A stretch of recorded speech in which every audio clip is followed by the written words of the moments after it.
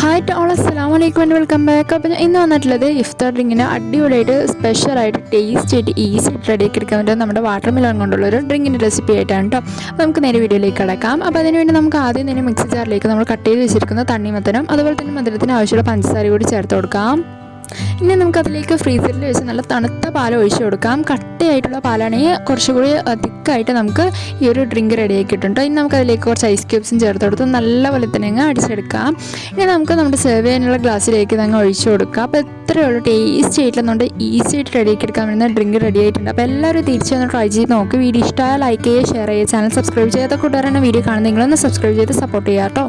അപ്പോൾ അടുത്തൊരു വീഡിയോ ആയിട്ട് വീണ്ടും കാണാം. Until then bye.